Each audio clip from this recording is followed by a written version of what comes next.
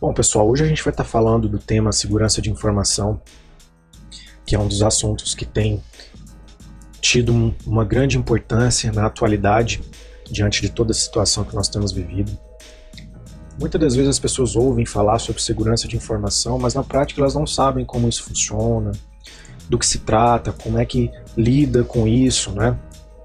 Então hoje a gente vai estar abordando separadamente cada item específico dentro desse tema, para que a gente possa ajudar vocês aí que estão trabalhando em home office. Então tem muita coisa aqui que é muito importante a gente tomar conhecimento para garantir e privar as informações e os dados que vocês trabalham no dia a dia.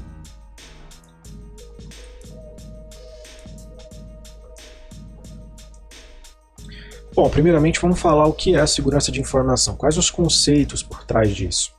Primeiramente, a segurança de informação ela é composta por 3 pilares. O primeiro dos pilares envolve os frameworks de ITIL, COBIT, ISO 27001, BPM, BSC, que é o Balanced Scorecard. Então todos esses frameworks eles compõem o pilar de processos, que compõem como vai funcionar, que ditam como que a segurança de informação vai ser tratada dentro de uma organização, dentro de uma empresa. Mostra questões técnicas de como fazer para construir uma política de segurança de informação.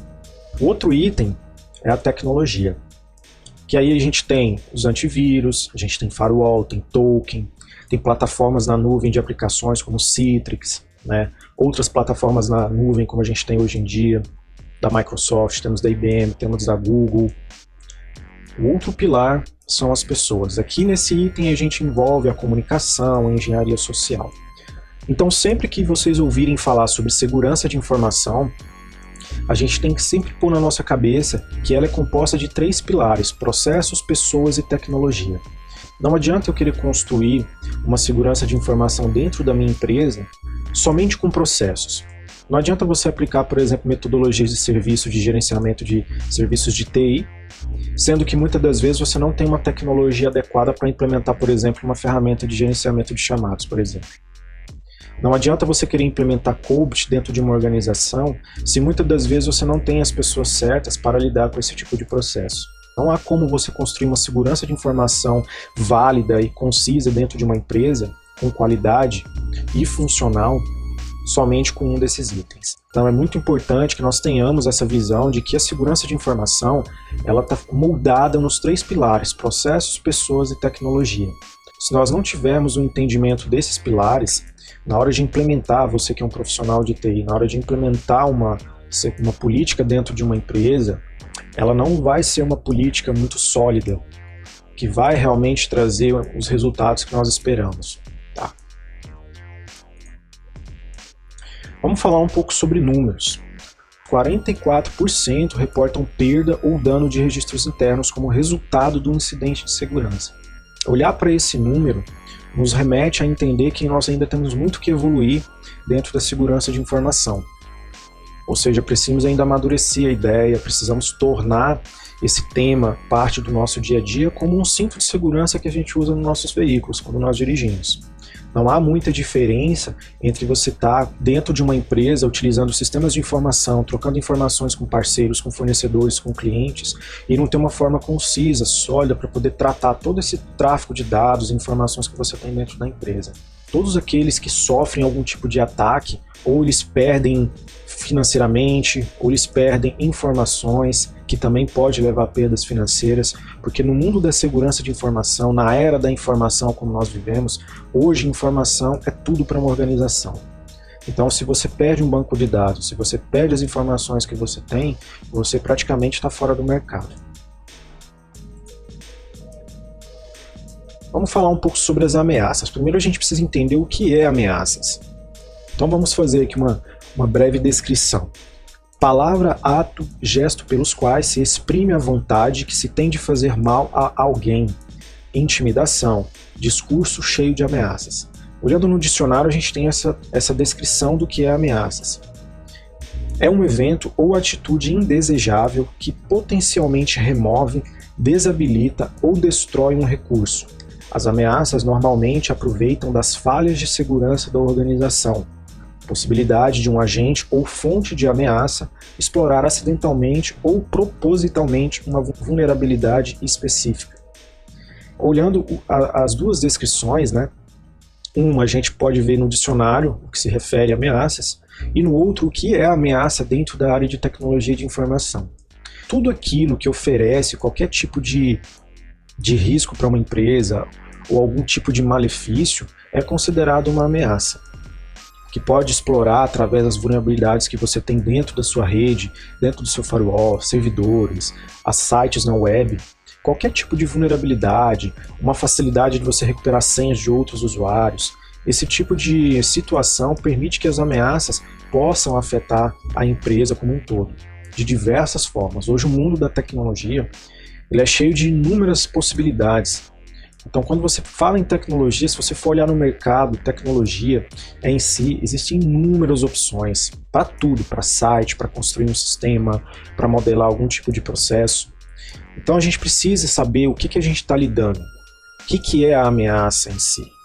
Tudo aquilo que for possível de causar algum mal para você, seja na perca de um banco de dados, né, seja para parar algum serviço, seja para derrubar um site na internet, enfim. São inúmeras opções. Ainda falando de ameaças, a gente vai aqui falar de algumas coisas bem específicas que muitos de vocês talvez já devem ter ouvido por aí, mas não sabem ao certo o que significa. O spyware é um software espião de computador que tem o objetivo de observar e roubar informações pessoais do usuário. Esse tipo de situação aqui ocorre muito, a gente ouviu falar nos últimos dias com relação, por exemplo, a youtubers que perdem os canais, pessoas que perdem contas no Facebook, no Twitter, perdem contas de e-mail. E tudo isso é originário de um malware que tem a intenção de capturar todas as informações que você trafegar na rede. É muito importante a gente saber o que significa o spyware, porque ele é um dos malefícios que trazem muito mais dano para a vida das pessoas. É uma das atividades que ainda ocorre muito no dia a dia. Se você for fazer uma análise, a maioria hoje dos vírus que tem trafegando na internet tem a intenção de capturar dados do usuário, informações de cartão de banco, senhas de e-mail, senhas de acesso bancário, enfim. O cavalo de Troia, ou Trojan Horse, é um tipo de programa malicioso que pode entrar em um computador disfarçado como um outro programa comum e legítimo. Um exemplo disso aqui é o Cadastro Único, quando a gente teve esse ano aí a liberação dos recursos do governo. Esse foi um dos sites que eu identifiquei na época, que fazia com que você digitasse o seu nome completo e o seu CPF, e automaticamente ele já informava que você já tinha o benefício liberado. Mas o mais interessante é que você precisava fornecer os dados, então muitas pessoas podem ter tido os seus nomes clonados, né? Ou seja, com os nomes que são coletados dentro de programas assim, eles podem criar cartões de crédito, criar contas em qualquer tipo de sistema, como a gente já ouviu falar muito sobre essas contas de Netflix que são vendidas, essas contas que você paga aí preços ínfimos, que você compra aí uma conta e usa por um mês, 2 meses, né? É uma infinita variedade de situações que pode ocorrer quando você fornece os seus dados na internet. A diferença que nós temos aqui do spyware e do Trojan, que nesse exemplo que eu citei aqui, que foi um exemplo que aconteceu aqui no Brasil, a diferença é que você, usuário, lançou suas informações aqui, intencionalmente, porque aqui foi usada uma engenharia social, ou seja, apresentaram uma ideia de que você tinha a possibilidade de receber um recurso do governo, um benefício, e que bastava apenas você informar os seus dados para que esse sistema aqui verificasse se realmente você tinha, né, esse benefício liberado. Mas, na verdade, esses dados que foram imputados aqui dentro, eles foram enviados para alguma pessoa com intenções maliciosas, que consequentemente vai pegar esses dados e vai fazer inúmeras opções com eles. A diferença com esse, que esse você não faz intencionalmente. Você tem algum programa instalado na sua máquina que vai capturar esses dados sem que você perceba. Então você vai estar lá digitando a senha e o usuário do seu e-mail, Facebook, Twitter, e você não vai perceber que esses dados estão intencionalmente sendo enviados para algum serviço na web, um FTP, algum site HTTP que está recebendo esses dados, de acordo com o que o programa foi criado. Então esse ocorre sem a sua intenção, você faz sem perceber. E esse você faz intencionalmente. Então tome muito cuidado na hora de ficar acessando sites na internet, fornecendo qualquer tipo de informação, para que você não tenha um prejuízo financeiro, né, Algum problema mais sério ainda quando você tem o seu CPF, né, associado a dívidas, né, monstruosas que você nunca consegue se livrar delas. Então a gente já viu muitos casos desse tipo aí na internet, no jornal, de pessoas que simplesmente aparecem do nada com alguma dívida e sem elas saberem, elas têm essas dívidas no seu nome, os seus nomes estão no Serasa, no SPC, e elas não conseguem simplesmente limpar o nome porque muitas das vezes as dívidas são altas. Assim como acontece com cartões de crédito, acontece também com beneficiários de aposentadoria. Eu já vi casos de pessoas que tentam aposentar e não conseguem porque já tem alguém recebendo o benefício. Então, muitas das vezes, isso vai acontecer baseado nisso daqui. Esse é o exemplo que eu estou dando falando em sistemas de informação, mas existem outras formas de você também coletar informações de usuário, tá bom? Bom, o ransomware é um tipo de software nocivo que restringe o acesso ao sistema infectado com uma espécie de bloqueio e cobra um resgate em criptomoedas para que o acesso possa ser restabelecido. Esse aqui, na atualidade, tem acontecido com muita frequência. Tudo começa com aqueles dois itens. A gente falou sobre o spyware, ele pode começar com o spyware, ele pode começar também com o Trojan. Por quê? O ransomware ele precisa de uma forma de penetração dentro do ambiente.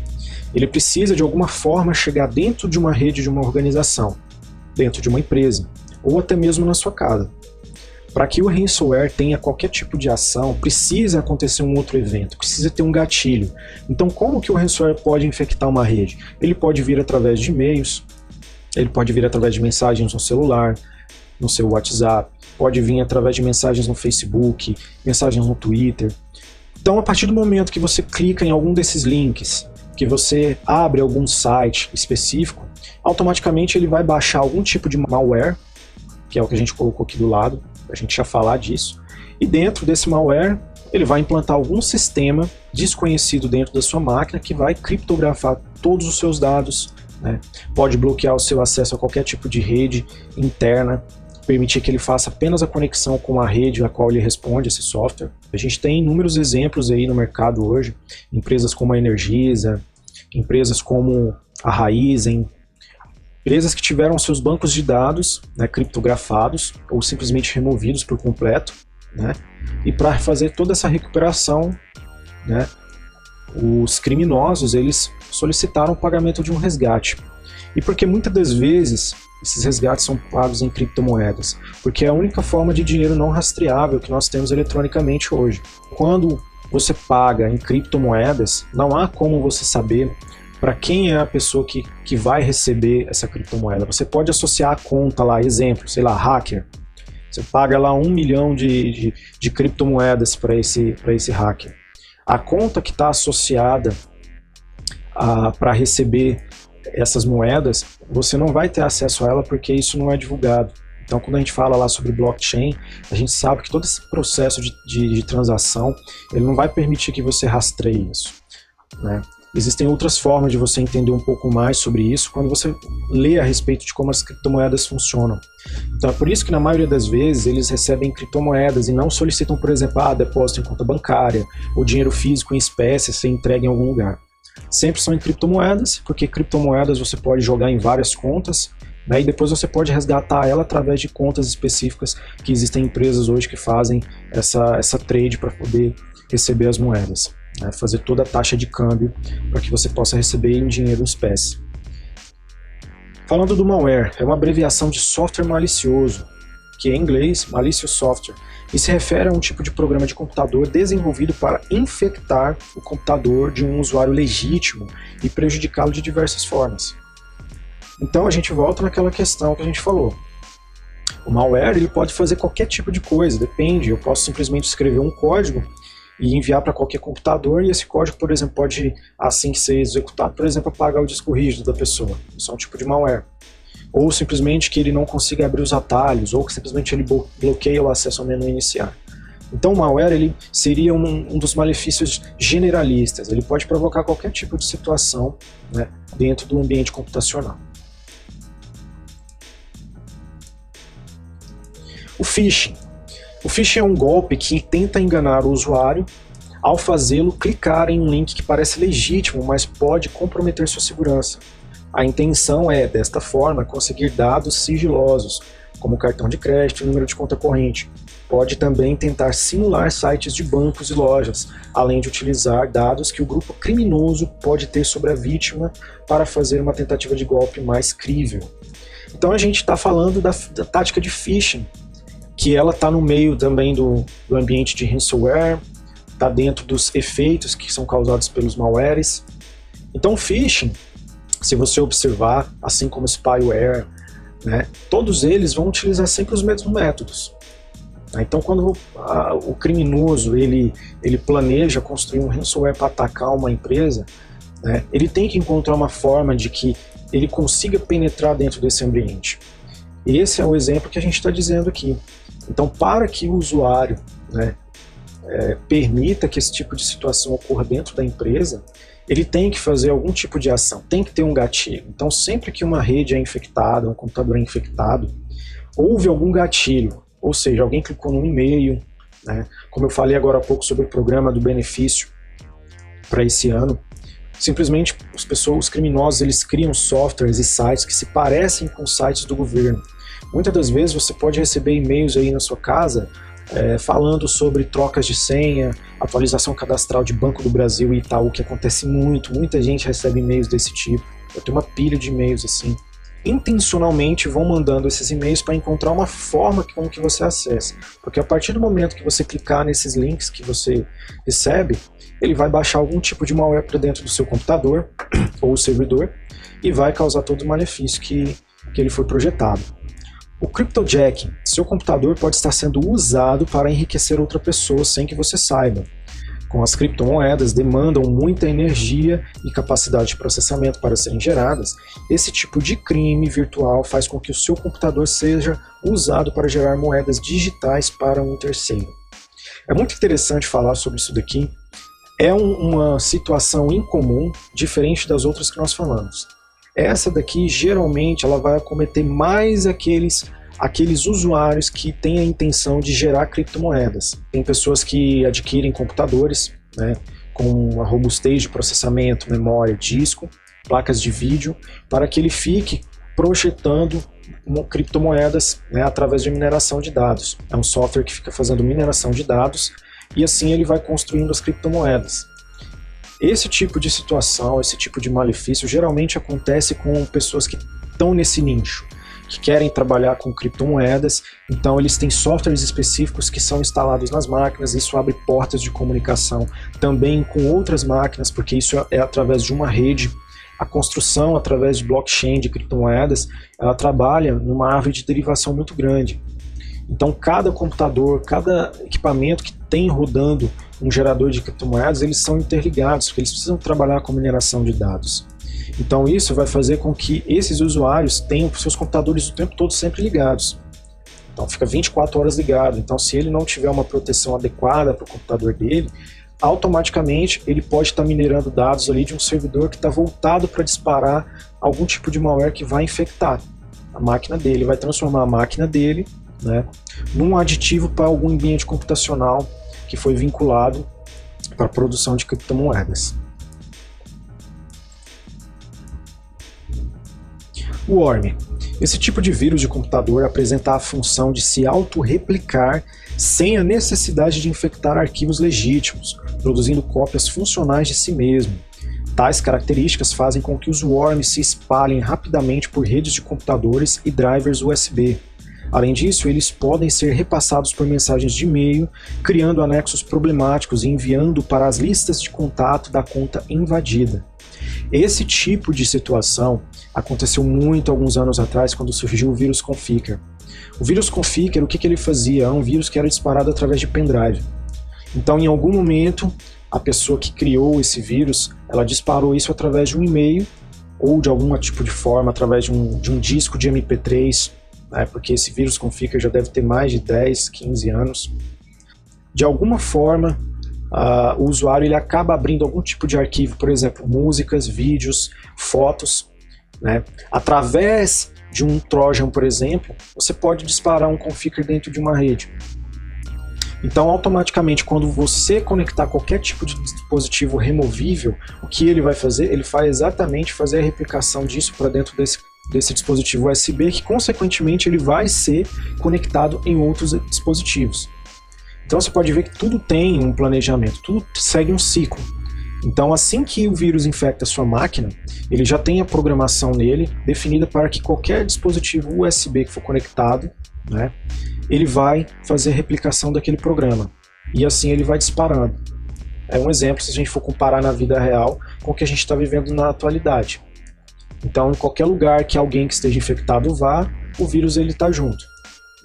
Um dos vírus semelhantes a esse aqui que nós podemos falar também é o vírus da OAuth, que ele foi projetado para destruir controladores de domínio. Então, há alguns anos atrás, muitas empresas ainda trabalhavam com Server 2003, Server 2000, quando esse vírus da OAuth saiu no mercado. Então, a intenção era justamente derrubar controladores de domínio. Agora, você imagina uma organização que tem aí 10 mil funcionários, que tem aí serviços que são vinculados ao controlador de domínio, ao Active Directory.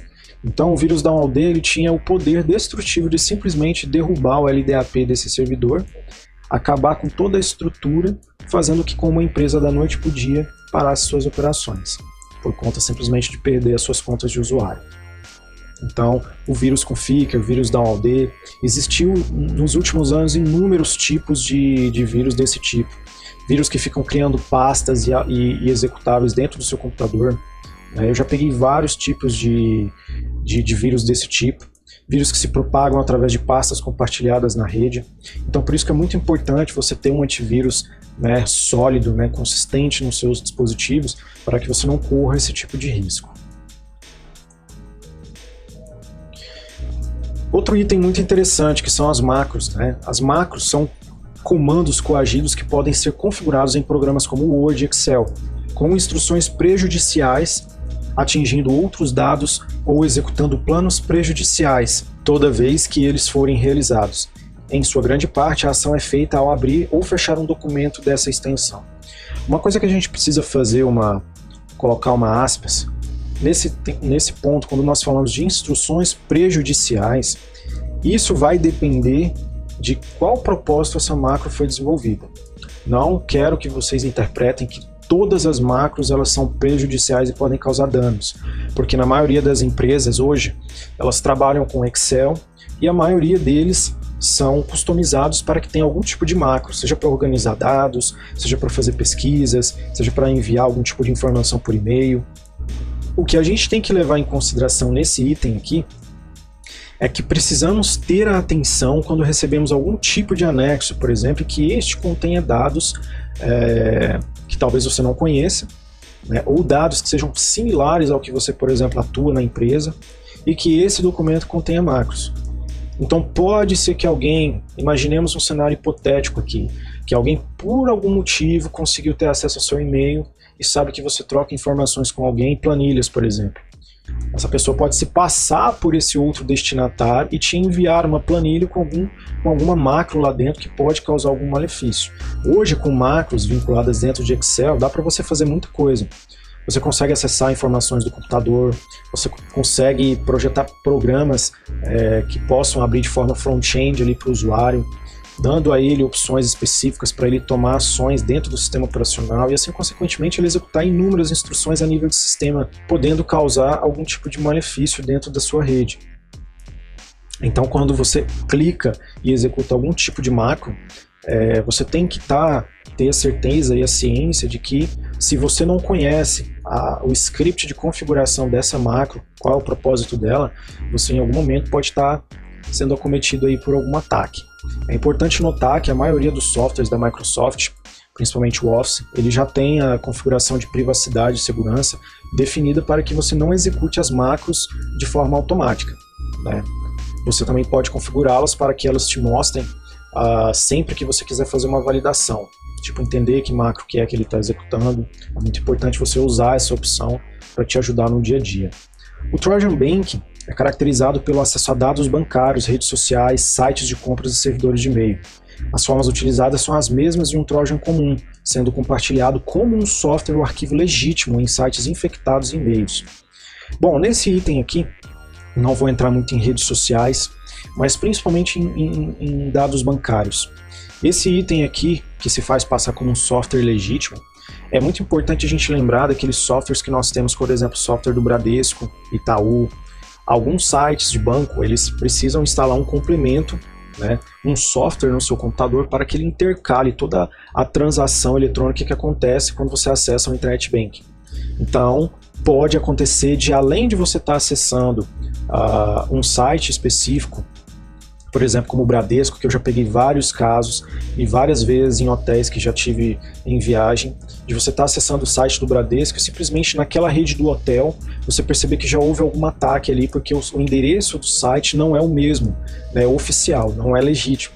Então, muitas das vezes, a pessoa vai acessar o site, ele vai observar, se o site é Banco do Brasil, pode aparecer banco.dobrasil.com.br, ou às vezes bancobradesco.com.br, ou Itaú. Então, as similaridades fazem com que o usuário não perceba os mínimos detalhes. Então, é importante que sempre que você for acessar os sites, procura sempre estar observando o endereço dos links que você está acessando do Internet Banking.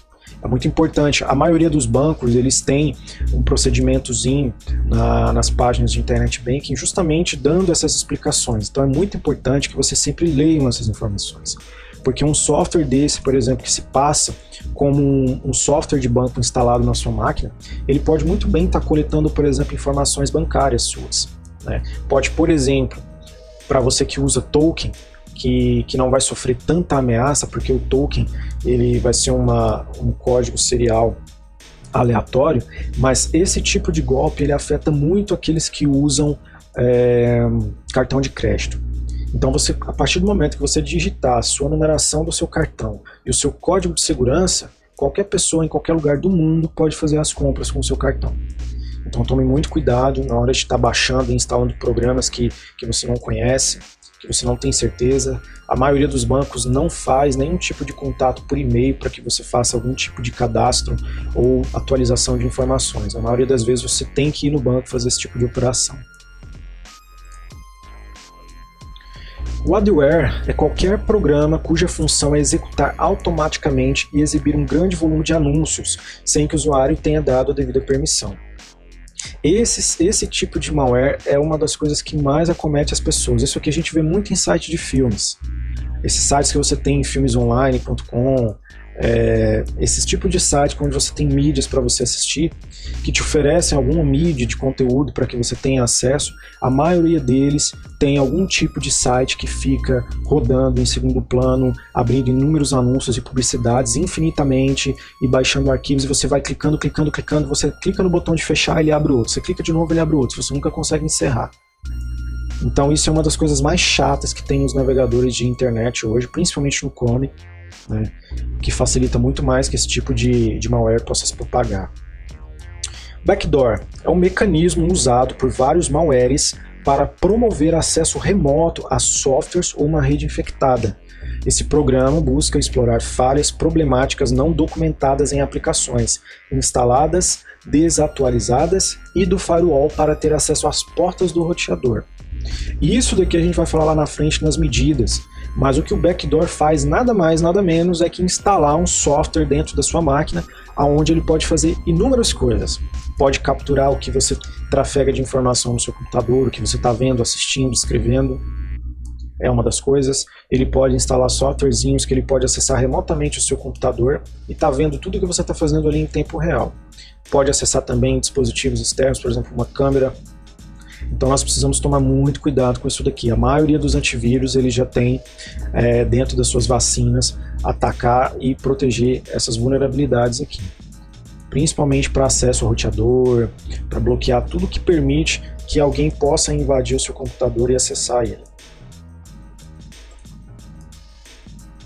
Bom, a gente vai falar um pouco sobre as medidas. A gente já está num outro nível onde a gente sabe quais são as ameaças que nos cercam no dia a dia. A gente falou de spyware, malware, trojan, né, de cryptojoin ou cryptojacking. Então a gente já viu alguns dos malefícios que podemos sofrer mediante qualquer tipo de situação que nós tenhamos no nosso dia a dia, a qual a gente ignora a nossa segurança. Então aqui vai uma delas. Faça backups periodicamente. Realize os backups importantes, os documentos que você tem. E isso é uma das coisas mais importantes no dia a dia. Hoje nós temos uma coisa muito boa que é a computação em nuvem. Então antigamente você precisava ter HDs externos que você tinha lá, sei lá, 1 tera de espaço ou 500 GB. Então muitas das vezes você ficava copiando as coisas do seu computador e jogando para esses dispositivos. Só que muitas das vezes esses dispositivos eles podem sofrer falha, você pode perdê-los, alguém pode furtar o seu dispositivo. Imagina, você guarda todas as suas coisas lá dentro e de repente alguém vem e rouba os seus dados. Então, a dica, procure utilizar dispositivos removíveis, que você possa ter um agente que faz a proteção do seu dispositivo. Tem muitos HDs externos que você compra, muitas pendrives que você pode colocar esse tipo de mecanismo, aonde para ter acesso a esse dispositivo você precisa ter uma senha. A maioria dos HDs externos que você compra para poder utilizar, eles têm um software interno que já roda dentro da controladora desse HD externo. Então ele permite que você tenha um software que crie uma senha e criptografe o seu disco para que ninguém tenha acesso. Então sempre que você for adquirir, procure optar por dispositivos desse padrão. Hoje, na atualidade, a maioria das pessoas tem usado os backups na nuvem. Então uma das opções mais seguras que nós temos na atualidade é da computação em nuvem. Então existem inúmeras empresas que oferecem esse tipo de serviço, tanto de graça quanto pagos por demanda. Nós temos aí Microsoft com o OneDrive, nós temos o Google aí com o Drive, nós temos a Apple que tem o ambiente de cloud deles também. Então, nós precisamos hoje observar o que é importante para nós, que nós precisamos ter sempre no dia a dia.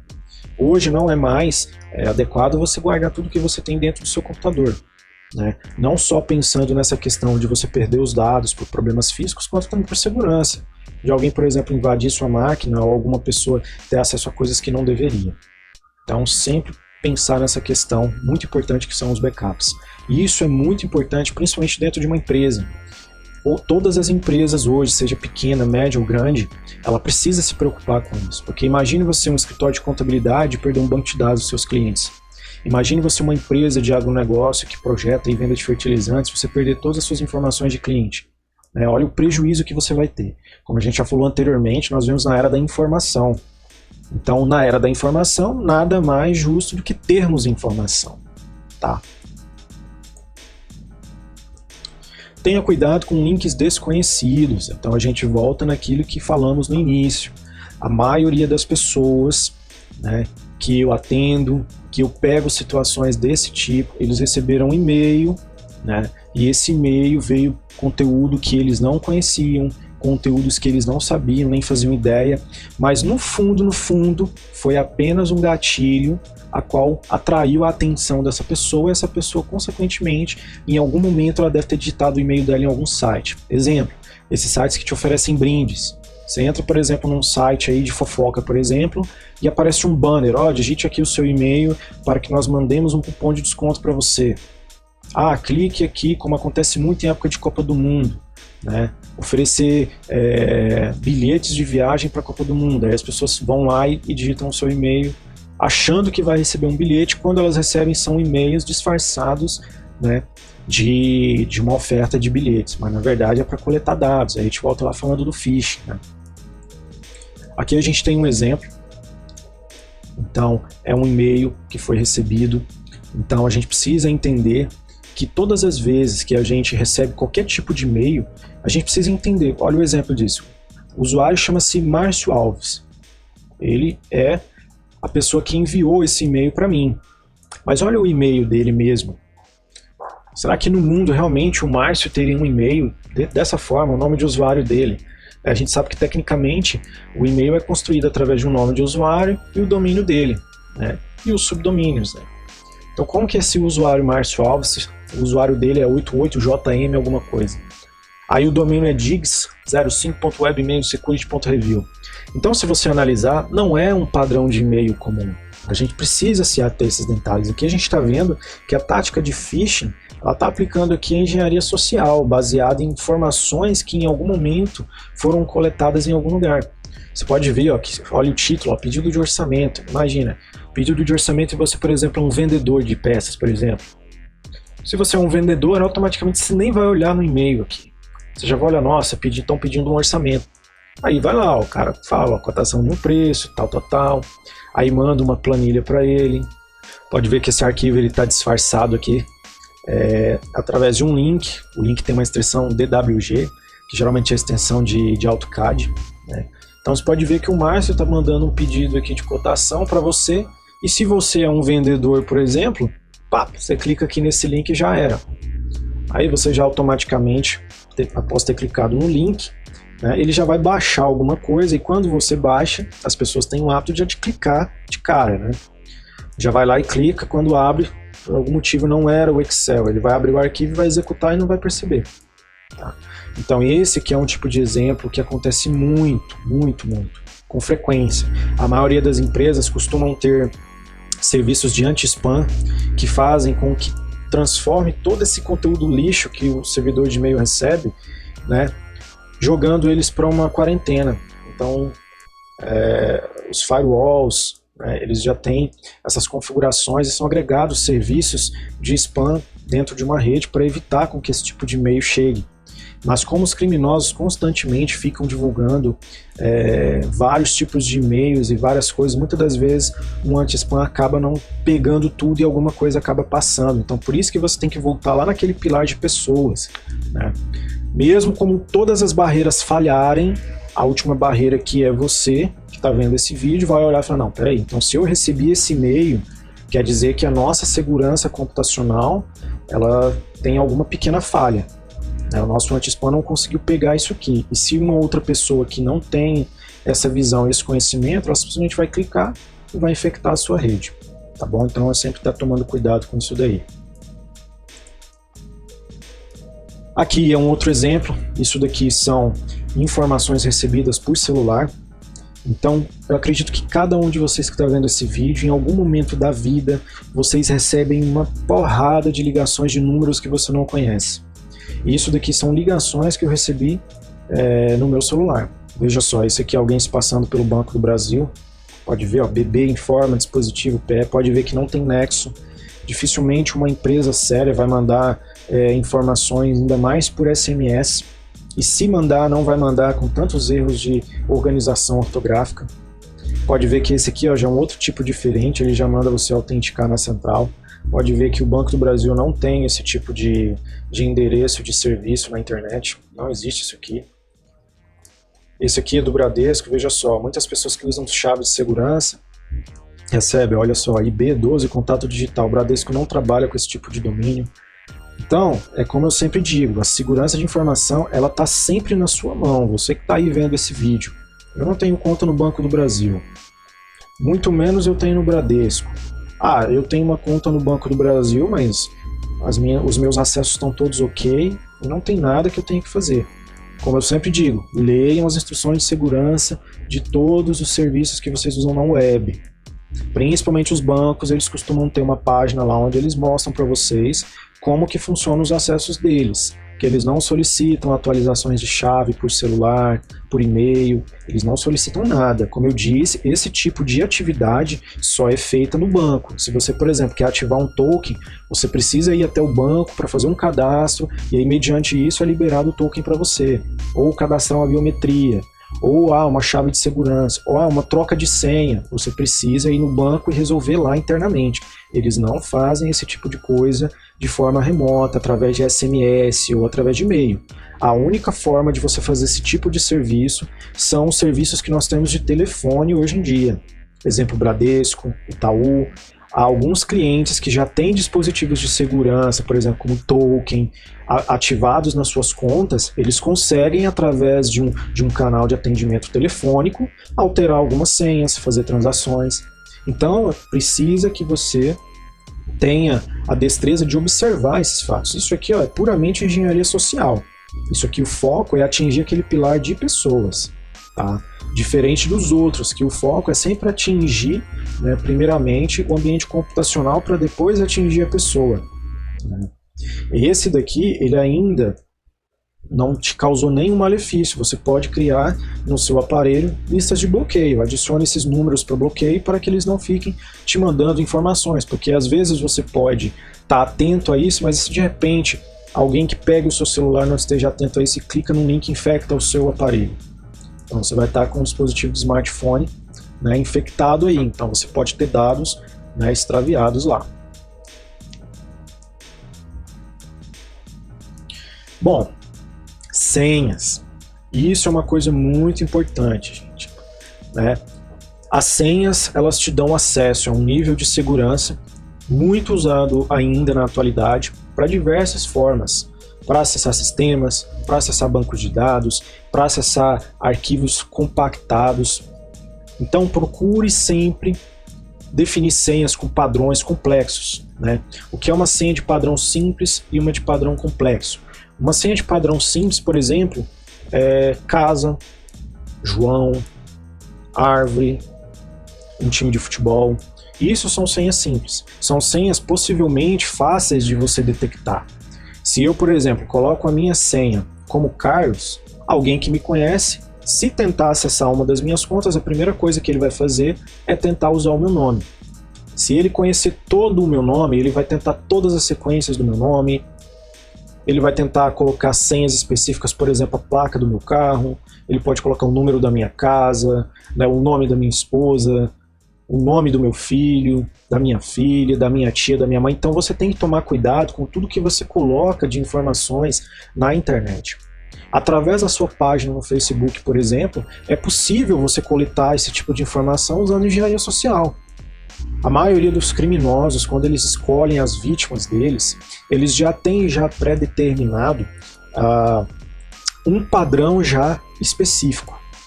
Então eles já observam as vítimas, elas observam como elas se comportam no mundo da internet e elas produzem, né, um tipo de malefício que vai cometer. Exemplo, pessoas que postam o tempo todo os lugares onde elas acessam. O que pode acontecer? Se você está lá o tempo todo expondo na internet que você acessa, que você frequenta determinados lugares, esses lugares podem ser alvos de ataques. Por quê? Porque muitas pessoas de uma certa classe social frequentam aquele lugar e é possível de se conseguir coisas ali, em benefício deles, dos criminosos. Então eles podem infectar, por exemplo, essa rede. Um exemplo disso é quando você acessa esses hotspots aí de Wi-Fi, nessas empresas que você, quando viaja para o aeroporto, quando você viaja para, sei lá, está numa rodoviária, está numa praça, então tome muito cuidado com aquelas senhas lá que você utiliza, porque a maioria delas são Wi-Fi aberto, e nela você tem que muitas das vezes ficar compartilhando ou clicando em links para fornecer informações ou ficar fazendo uma publicidade ali para aquele estabelecimento. Então uma senha simples é muito fácil de você detectar. O que é uma senha complexa? Uma senha complexa ela é composta não só de letras, mas também de números e caracteres especiais, e também de capitulares, que são caracteres maiúsculos. Então, por exemplo, se eu crio uma senha, por exemplo, Carlos, número 1500, 2430, exclamação. É uma senha de complexidade? É, porque ela tem uma quantidade enorme de caracteres e dificilmente alguém vai conseguir, né, através de algum tipo de software, descobrir essa senha, porque ele vai, né, ter inúmeras possibilidades de construção de uma senha para prever. Você vai ter uma segurança muito maior dos acessos que você tem disponíveis. Então, quando a gente fala de senha simples e senha complexa, é isso que a gente está falando. Procure sempre trocar sua senha, né? Se você trabalha com senhas muito simples, a gente sabe que há alguns sites aí que oferecem um recurso de senhas muito simples, então procure sempre estar trocando com frequência, procure evitar ficar utilizando datas de nascimento, idade, né, como eu falei, informações específicas da sua vida. Tá? Hoje, como medida, algumas empresas como a Microsoft ela já tem implementado alguns dispositivos de segurança que usam inteligência artificial para fazer a definição de senha para acesso, por exemplo, a controladores de domínio.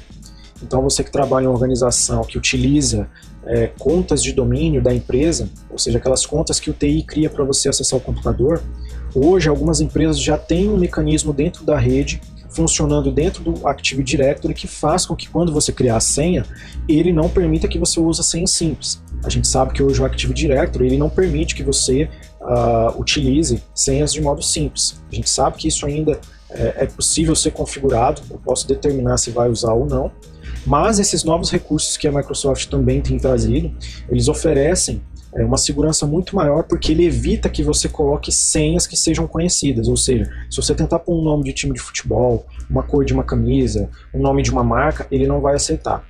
Então é uma opção que nós temos no ambiente computacional. Então a gente foca lá no pilar de tecnologias, então a gente já tem uma medida para atender esse pilar. Bom, atualizações. É muito importante, né, a gente ter um ambiente sempre atualizado. Tanto navegadores de internet, quanto softwares que você usa no seu celular, principalmente de bancos, né? Alguns programas que você usa do governo, é importante estar atualizado. E nada mais, nada menos que o Windows que você utiliza, ou o Linux, né? Algumas versões de Linux também recebem atualizações, tá? Então a gente, quando fala em atualização, a gente está falando propriamente disso, você manter sempre o seu sistema operacional atualizado, né? Mesmo que seja uma versão cliente, como o Windows 10, por exemplo, tanto os servidores, o Windows Server 2016, 19, né? Bancos de dados, por exemplo, um software de gerenciamento de bancos de dados, por exemplo, como o SQL Server, né? Oracle, né? Então precisamos sempre manter os nossos dispositivos atualizados. Uma ressalva muito importante, que na maioria dos casos que a gente observa hoje no mundo, todos os ambientes que são afetados hoje, praticamente 90% é ambiente Windows. A maioria. Porque é o sistema operacional mais utilizado hoje em dia, principalmente nas empresas, né? Nós temos inúmeros usuários que trabalham com Linux, né? Mas não é novidade, né? Para que vocês saibam, a maioria dos vírus que são projetados hoje são projetados para serem utilizados no Windows. Por quê? Porque o Windows ele é um sistema padrão, então toda a construção dele é padronizada. Diferente de um Linux. Se você for olhar no mercado hoje, nós temos uma gama imensa de Linux disponíveis no mercado. Então, criar um vírus para um ambiente desse ficaria praticamente que inviável, porque ele é de código aberto. O mesmo Linux que eu tiver aqui não vai ser o mesmo do meu vizinho. Pode ser a mesma plataforma, pode ser o Ubuntu, por exemplo. Pode ser o Ubuntu, mas o Ubuntu do meu vizinho vai ser diferente do meu. Pode ter colocado alguma outra criptografia diferente na parte de segurança, que é diferente do meu. Então um vírus que poderia me afetar pode não afetar o meu vizinho. Diferente de um Windows. O Windows, eu posso ter o Windows 10 aqui no meu PC, atualizado, maravilha. Se porventura, digamos que por alguma inconsequência eu cliquei num link ali sem perceber, por algum momento eu vacilei, cliquei num link ali, mas né, eu não fui acometido com os efeitos dele. Por quê? Porque automaticamente quando ele baixou o arquivo, meu antivírus já atuou e ele não conseguiu afetar nada na minha máquina, ficou, graças a Deus, tudo beleza. Mas esse mesmo vírus sendo recebido na casa do meu vizinho, que tem um Windows 10, por exemplo, desatualizado, né, o que vai acontecer? Se ele não tem um antivírus, piorou ainda a situação. Piorou muito mais. E o pior de todos, imagine se no meu vizinho utiliza um Windows 7. A gente já sabe que o Windows 7 já foi descontinuado. Imaginem se ele usa o Windows XP ainda, ou o Windows 8. Então a gravidade só vai aumentando, porque essas plataformas antigas elas já são bem conhecidas do mundo dos criminosos, então eles vão estar sempre fazendo alguma coisa para afetar esses ambientes. Por que sempre tem uma versão nova de Windows? Por quê? Eles vão sempre atualizando, melhorando a segurança, melhorando a forma como o sistema vai trabalhar nas camadas que ele tem disponível, dentro da arquitetura dele.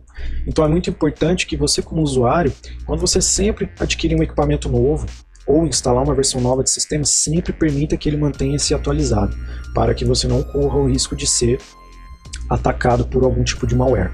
Futuramente eu vou trazer num outro vídeo uma outra solução muito importante para você utilizar aí no seu Windows, né, que vai te trazer uma segurança, para que você utilize um token dentro da sua máquina, para que ninguém tenha acesso a ela sem você determinar códigos de acesso ou uma autorização específica. Falando de antivírus, não podemos deixar de notar a importância desse tipo de software. Aqui é um exemplo de um software que é utilizado na maioria das empresas corporativas.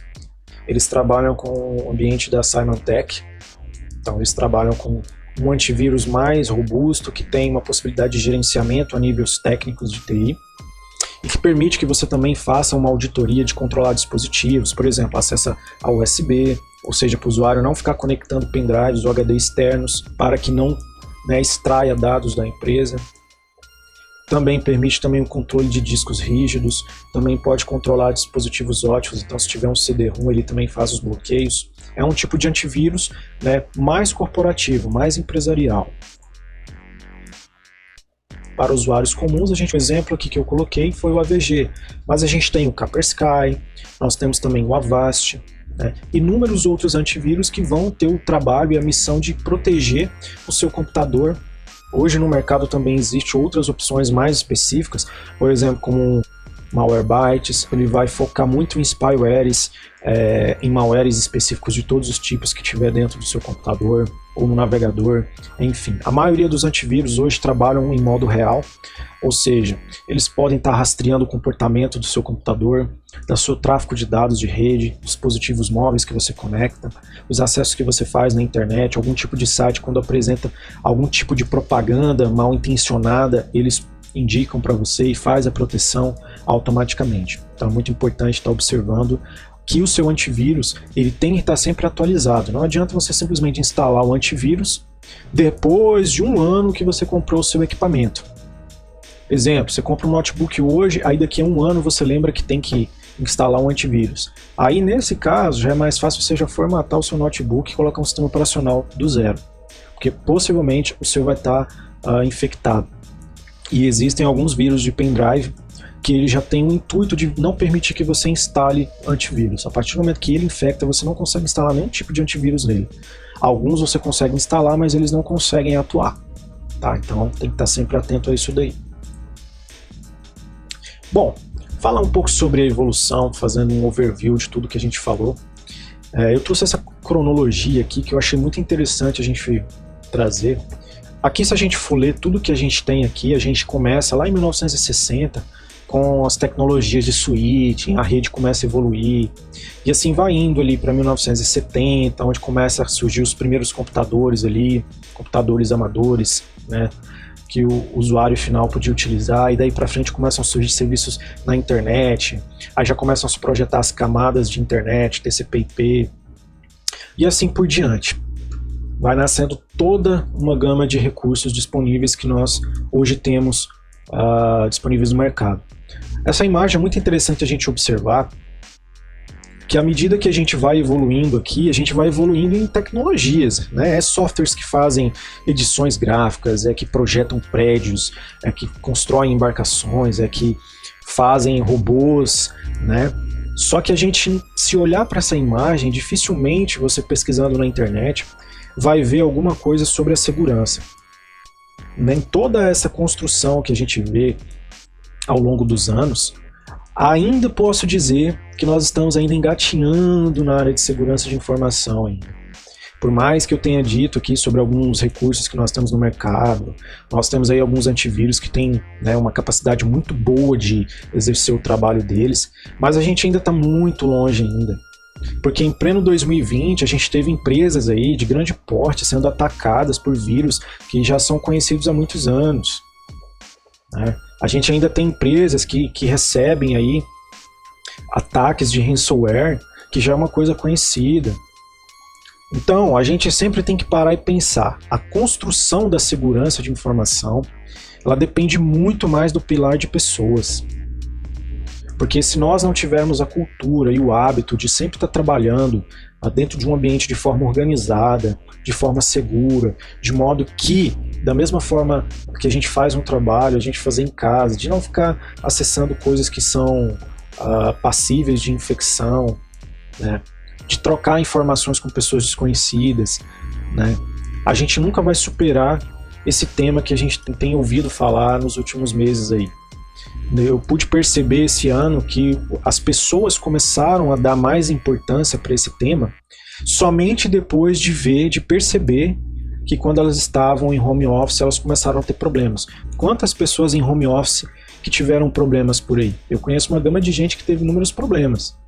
De pessoas que achavam que estavam acessando a empresa a qual elas trabalham, mas na verdade ela estava acessando um outro link de outro lugar e mandando informações confidenciais. Então, em todas essas cronologias, dificilmente você ouve falar de evoluções na parte de segurança, tipo assim, cada ano foi evoluindo isso e isso na área de segurança, que facilitou a vida do dia a dia.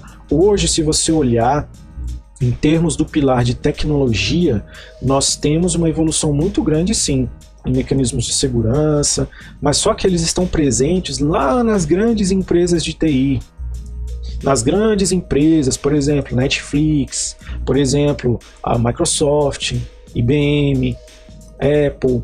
Então, essas tecnologias muitas das vezes estão lá dentro, né? Não é palpável do usuário. Já é eles precisam, empresas de TI, elas têm que estar sempre à frente do mundo aqui fora. Porque se você oferece um serviço de computação em nuvem, como é que você vai garantir a segurança dos meus dados lá dentro?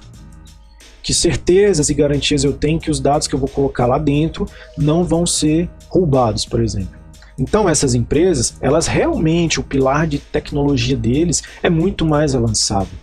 Muito mais. Se a gente olhar para essa cronologia trazendo até 2020, a nossa cultura de segurança, ela só começou a ser um pouco mais difundida a partir de 2012, né, 2011 para cá, que as pessoas começaram a se preocupar mais com segurança, principalmente para acessos à internet. Então, quantas pessoas já não tiveram aí contas de Orkut hackeadas? Facebook, quantas pessoas? Então, por isso que a maioria desses sites hoje em dia tem autenticação de 2 fatores, para que você tenha uma senha fixa e uma senha aleatória, seja por dispositivo, seja por qualquer outro método. Então é importante que vocês sempre tenham em mente que o que a gente precisa disseminar é a cultura de ter uma segurança aprimorada. Não adianta, por exemplo, a gente ter acesso a tecnologias e não sabe utilizar isso. Hoje, como eu disse, o pilar de tecnologia para grandes empresas de TI está bem evoluído, porque eles são pagos para ter dados armazenados ali. Então, como que você vai oferecer, por exemplo, uma tecnologia de software na nuvem se você não tiver uma segurança bem aplicada ali dentro? Então, essas empresas, elas têm a tecnologia bastante aflorada e avançada. Para nós, usuários finais aqui, muitas das vezes as pessoas não têm nem antivírus instalado no computador. Aí muitas das vezes as pessoas começam a receber um monte de telefone, de gente que fica te ligando e você não sabe de onde que é. É porque em algum momento você forneceu os dados, em algum momento você foi infectado e não sabia. Então, olhando para essa imagem, que eu não vejo aqui em nenhum momento algum desses balõezinhos aqui mencionando assim, aqui nasceu a primeira atitude de segurança. As pessoas começaram a criar senhas. Antigamente as pessoas não tinham nem senha em computador. Você só ligava o bicho lá e utilizava, entendeu? Falando já em termos coloquiais. Então a gente precisa sempre estar atento a isso, tá? Porque a sua proteção depende de você. Não adianta você ter dentro da sua empresa certificações de ITIL, certificações de COBIT, né? ISO/EC 27001, ISO 9000. Não adianta você ter certificações, frameworks aplicados, mas se as suas pessoas não têm treinamento, não têm o conhecimento, é muito importante, muito importante. E, consequentemente, tecnologia. Então, os 3 pilares da segurança de informação são processos, pessoas e tecnologia. Saiba que 90% dos ataques que sofrem as empresas hoje vêm do pilar de pessoas. Sinal que ainda precisamos evoluir muito ainda. A gente precisa ter aquela responsabilidade, assim como você dirige o seu carro, a qual você coloca um cinto de segurança, que é para proteger a sua vida, né? Você também precisa ter agregado isso no seu dia a dia, que quando você liga um computador dentro de uma empresa, a primeira coisa que você tem que fazer, né, é ter a sua senha aplicada, senha que seja complexa, não ficar compartilhando senha com outros usuários. Isso a gente vê ainda acontecer muito ainda. Pessoas que compartilham e-mails, né? Pessoas que utilizam computadores sem senha. Então é muito importante a gente ter essa definição. Eu quero agradecer você que assistiu aqui até o final. Eu vou estar trazendo mais alguns vídeos depois falando sobre esse tema para ajudar vocês no dia a dia. E até a próxima.